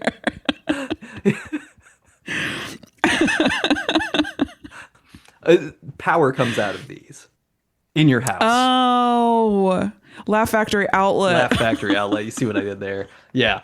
Oh God, I was like, I've been to one. Yeah, like outlet mall shopping was kind of a remember. big. Maybe this is my personal experience was how big the Castle Rock factory outlets were when they opened. That like people came from Denver and Fort Collins and Boulder and Colorado Springs to shop at the factory outlets, and then there's like those in the mountains too, and they seem to be like there's outlets down here by Rehoboth Beach. Like it just seems like a resort community sort of. We need a 365 sustainable business that will draw people so that even when people don't want to come here for the weather or the scenery or the experience, they're like, but I do want to buy J. Crew at 20% off of retail. Yes. Yeah. Oh, sorry. That one took me a No, minute. I mean, here's the thing. Laugh Factory Outlet does sound like a good place for someone to try out their comedy before they go to the actual Laugh Factory. Like, hey, look, I'm not promising anything. Some of this is imperfect. Some of these are I'm working some on of these it. are factory second jokes, but we're getting there. Yeah. Perfect. New idea. That's right. New business idea. We're just making a huge list of business ideas. Yeah, dude. We could really make a lot of money if we ever actually tried. That's not gonna well. happen. Yeah. What a quaint thought. Number 3. This comedian's 7 dirty words you can't say on television are shit, piss, fuck, the C word, cocksucker, motherfucker, and tits. And this... And that is how we earn that explicit rating. That's right. Hey, it's implicit. It was implied that I was going to do all of those except for the C word, because I'm not going to say it. Someone else can, if they want to. Not me. I'll let it slide. And this is a 1996 nonfiction book written by John Krakauer about Chris McCandless, who left home and ventured into Alaska to live off the land. It was also made into a movie of the same name. Have I seen this movie? Yes. Do I remember the name of it? No. Do you remember the name of the comedian whose 7 dirty words you can't say on television? George Carlin. Great. Okay. George Carl living in a van. Living and dying in the van. Yeah, R.I.P. Spoilers. George Carlin. The opposite of the tame. Oh, George Carlin the Wild? Into the wild. Into the Wild. Yeah. Yeah. So, have you read the book? No. The book is really good. The movie I've heard great the movie's things. fine. I think they do a good job with the movie, but the book is like Who was was that? revelatory. I think Emil Hirsch, Yes. who has since been canceled, but that was maybe the last thing that he made prior to cancellation. What did he Uh, do? he like I don't want to say because I can't remember what he Okay. did. Okay. I'm gonna look okay. it up. I'm gonna look it up. We're gonna type Emil Hirsch what he do into into the internet. And we'll see what happens. It's like actor, and you're like, no, the other thing. There was a 2015 assault charge that he Oh. experienced. So, that's a long time ago. But yeah, he spent 15 days in jail for assaulting a female studio executive at the Sundance Film Festival. That was the thing. Not great. No, Not great. not ideal. Not ideal because he was like a huge rising star. He was in the Speed Racer movie that the Wachowskis made. That is, Oh. that's definitely a slept on movie that is really great. Okay. Okay. And he was also in The Girl Next Door, where the girl next door to him happens to be a pornographic actress, and Timothy yep. Oliphant is her boyfriend slash producer, and he falls in love with this girl next door, and Got finds to. out that she's Yeah. in fact the girl next door in the Yeah. outrageously stupid male fantasy variety, as well as it's basically like, what if Madonna Whore was a movie that What you got if? to be What like, I'm a if? good guy because I'm doing this. But yeah, Emil Hirsch. Also, Wrist Cutters, a love story, which is a good That movie. is a good movie. Yeah. George Carlin to the Wild. Number four. Hey, Wanda Sykes. Wanda Sykes is in this question. Hey. Wanda Sykes was supposed to be Buddy's department store boss in the movie Elf, starring this actor, but was unable to participate due to conflict. Zoe Deschanel. Yes, Sorry, go on. correct. But was unable to participate due to a conflict, and the actor who got her role in the movie wears a Wanda name tag throughout the film. Aw. It's one of my favorite details about the movie Elf. Part one, this actor who starred in Elf. Yes. All right. And this location in New York Harbor hosts the Statue of Liberty and was once the busiest immigration station in the U.S. Will Ferrellis Island. Will Ferrellis Island. You see what I did there. Yay. All right. One more. Number 5. This baseball glove is designed specifically to receive pitches and is part of any backstop's equipment loadout. And this comedian was known for absurd one-liners and non sequiturs like, quote, I would imagine that if you could understand Morse code, a tap dancer would drive you crazy. Or, quote, an escalator can never break. It can only become stairs. You should never see an escalator temporarily out of order sign, just escalator, temporarily stairs. Sorry for the convenience. Or, quote, my belt holds my pants up, but the belt loops hold my belt up. I don't really know what's going on down there. Who is the real hero? Who's the real hero? Classics. I was having such a good time that I forgot the first part. The first part is this baseball glove is designed specifically to receive pitches. Yes. Catcher's Mitch Hedberg. Catcher's Mitch Hedberg. You see what I did there? Woo! Oh, love him. He's one of Love those. He's one of him. those tragic. Just like we Yeah. could have gotten so. It's so funny. So fun. funny. God. And now it's time to talk Debs. How many devs? How many devs? How many devs? How many devs? Oh, this is a complicated one to do, It's Debs. a very huh? complicated one to do Debs. Hmm. How many Debs? How many Debs? How many How Debs? many Debs?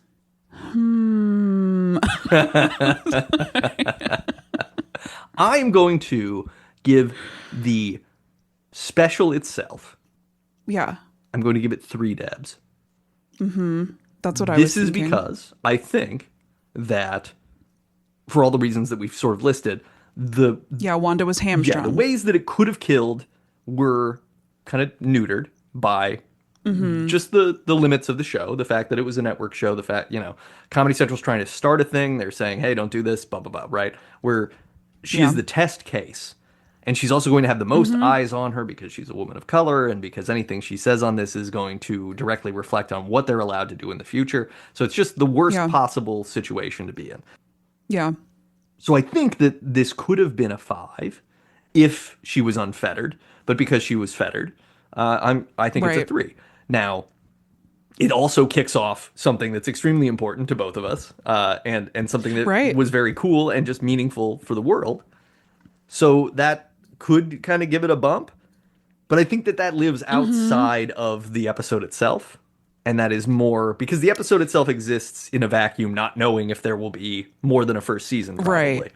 Right. And it didn't take off because it was Wanda Sykes. Right. But she took off because she was awesome and remains to be awesome. Yeah. So, yeah. So, I mean, I think the actual episode is a 3. I think the history around it and Wanda Sykes and her impact on comedy is a 5. Yeah. I got to agree with you. So maybe we go to a 4. I got to agree with maybe you. It's like maybe it's a gentle person's 4. I like with that. That's with nice. that aggregate. Yeah, okay, cool. It's a 4. I also realized I forgot to tell you about her husband. Oh, yes, please. Did you look into him at all? I am not. I just saw that he was a producer. He was a producer. His name is David Jam Hall. Wow. Jam in quotes. Jam. Because he's, a music producer. You mean like jelly, but thicker? Close. Okay. Like space? like Space Jam? Closer. Okay. Tunes, rockin' and like Toe Jam and rollin'.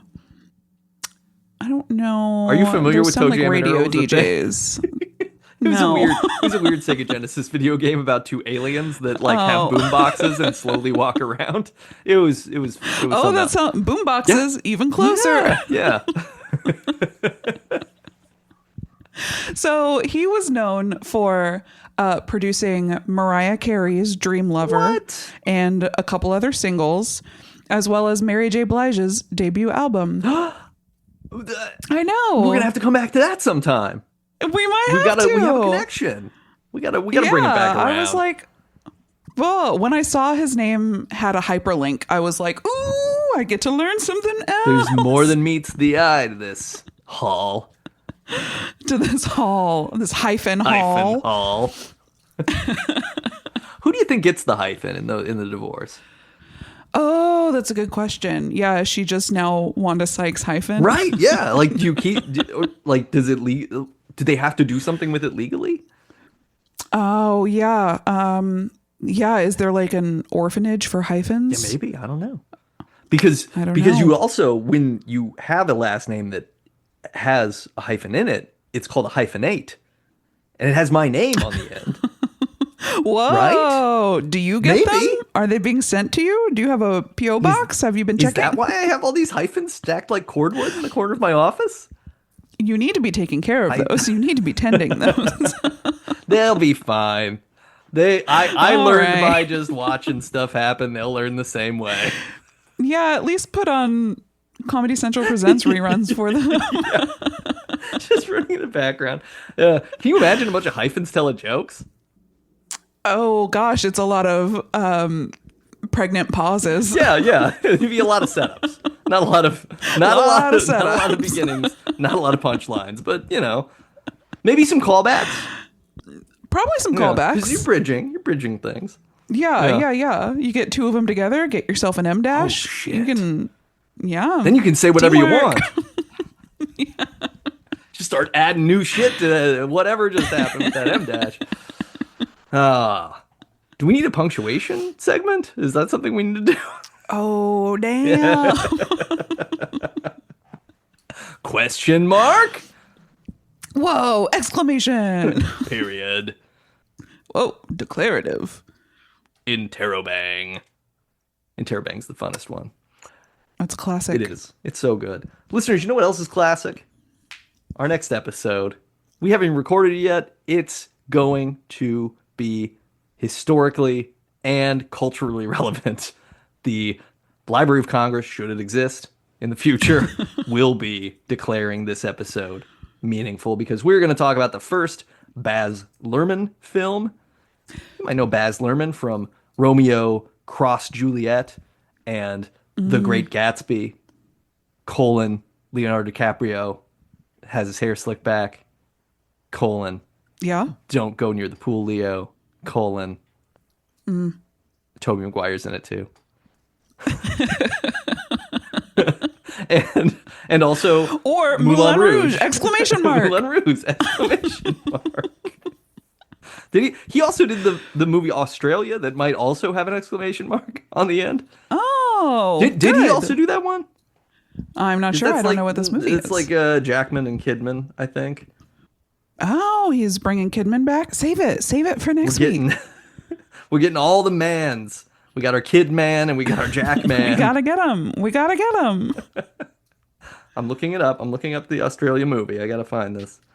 No exclamation mark. It is a Baz Luhrmann, though. Darn. Okay. And it's a 2008 Baz Luhrmann. But look, we're not talking about that. We're talking about the first one. The first one, that came out in 1992. Because we love the 90s. We might as well just call this show we're going the even... 90s. I love the 90s. Yeah. Wait. Yeah, you guys remember hypercolor shirts and people wearing tights all the time? That was a thing. That'll never come back. Oh, it's all back. Oh, cool. Okay. I like it. Yeah, it's fine. Neon's fun. It's cool. Yeah, I agree. Shapes should be weird, and they should be flying at you. Mostly in the background. Oh, I agree. I think that's the way to live. Yeah, 100%. The listeners get excited. First Baz Luhrmann. We'll be back with that. If you like the show, please, for the love of God, give us a rating on Apple Podcasts. We have been sitting at 35 ratings for too long. Too long, okay? Guys, come on. Let's just shoot for 40. Can 5 of you? Yeah. And I would like to believe there's at least 6 of you. Can 5 of you go onto Apple Podcasts and rate the podcast? Give us and drop a review in there. And in that review, you can talk about Comedy Central Presents. You can talk about stand-up. You can just tell a joke. You got a joke? You got a joke that always hits? Everybody does. Everybody's got a joke, I think. Or at least they have had a joke. Punch up. Yeah. Bring it. Give it. Let us see it. Let us enjoy your joke. I would like to see that, and then I would like to read it on the air. And then we can be like, this person is so funny, they should be on the podcast. I should be ceremoniously taken out and fed to the giant garter snake in my backyard. And you should do the podcast now because you're so fucking funny. Tell us your jokes. Get ready. No pressure. No pressure. Just be perfect all the time. There is no second try.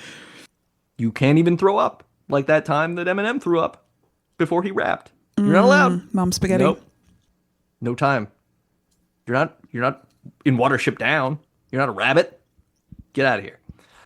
Took a very long walk for that. Now, after you're done giving us that wonderful 5-star review, go listen to the music that Michael J. O'Connor makes because he makes all the music on this. And the music he makes for himself and for larger audiences is even better. You can find him and his new band, The Cold Family, by going to Michael J. O'Connor and thecoldfamily.bandcamp.com. Go there, listen to the music, enjoy it. It's so good. It's going to soothe your soul. It's going to take the angry beast within you, and it's going to say, you know what, little fella, I think you got a thorn in your paw, and that's the only problem here. Aw. Let's pop that bad boy out. Let's put a little music in that thorn hole. Tames the savage breast. That's right. It's medicinal music. Prove me wrong. There's no actual CDC or anything anymore, so you can. I said it, so it's true. Information is worthless. Oh, God. And if you want to read information made up by other people in the form of narrative storytelling, you can go to readspaceboy.com and get some books. That could be fun for you. We sell lots of books. There's lots of kinds of stories. Some of it's speculative fiction, some of it's historical fiction, some of it's funny. You like laughing? Do you? You think this podcast is some kind of joke? Do you? I hope Things so. Joe Pesci says? I don't know. Yeah, check it out. Readspaceboy.com. Okay, hey, that's my time. Good night. That's our time. Yoha. Yola. Bye, buddies. Give it up for your host, Nate Regolia. Woo! Boo! I want my money back. I hate this.